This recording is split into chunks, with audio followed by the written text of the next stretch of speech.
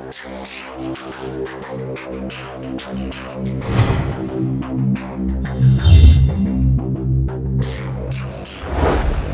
what's up guys? This is Joey Young. Welcome to How to Keep Discus 201 Advanced. Today the topic is going to be sustainability. So you think you got all the basics down on keeping discus? How about long term?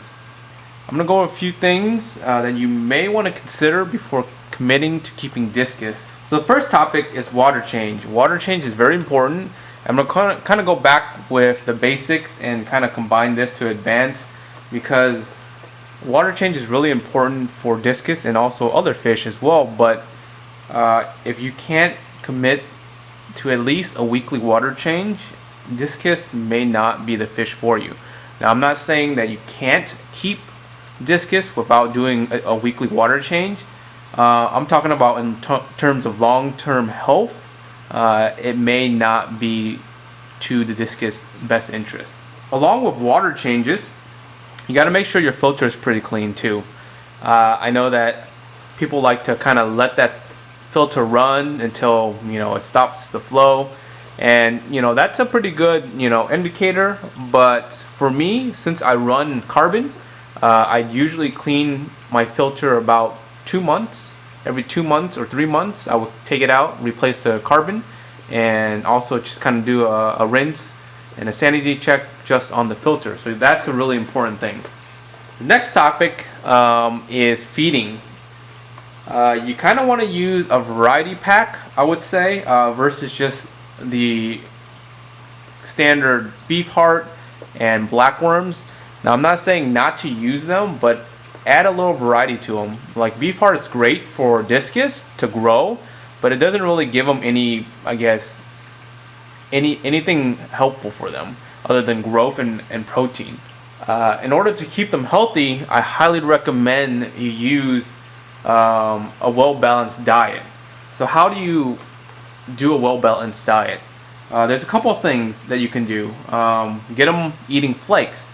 So for my discus, I train them all to take flakes. Now, it takes some time, and you may need to starve your fish a couple of days, but eventually they'll take. A couple good recommendations, and here's one I've been using for a while: the Cobalt Discus Flakes by Hans. Excellent choice there.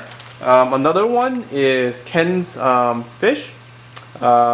He has some excellent flakes, and all of my discus, I've been taking them pretty easily. So Ken's Fish flakes I highly recommend as well. They have a different variety of flakes, anything from basically vitamins to immune boosters to blackworms, all that kind of stuff. So definitely try to get them on flakes. It just has other additives and other things that are just great for fish in general.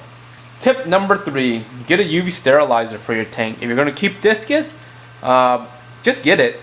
It will help reduce your outbreak in your tank dramatically, and it will just keep them healthy and the tank just running clear from any algae outbreak as well. If you don't already use it, just try to pick one up. It's just really, really good. And finally, the last tip to keeping your discus healthy is vitamins. You can get them, again, like I mentioned before, in flakes that will have vitamins, probiotics, etc. But what I like to use on top of all that is VCAM. So this is a liquid-based vitamin, and pretty much after I dose once a week into the tank.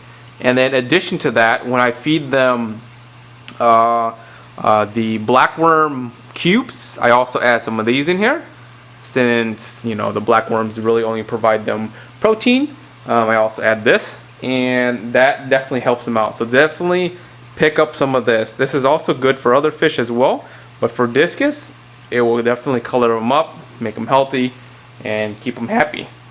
So I hope you guys learned something and enjoyed the video. And please rate, comment, and subscribe. And peace, guys.